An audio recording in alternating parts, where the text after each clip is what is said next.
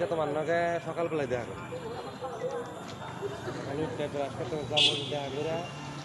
কথা কথা কই না বাচ্চা তো পাওয়া যায় গো রেট যে দাও নাকি বে এটা নয় তো একটু ঝামেলা আছে দিনের বাজার তো বেশি হয় না মাল বেড়ে গেছে 8-10 থেকে উঠে গেছে কি আছে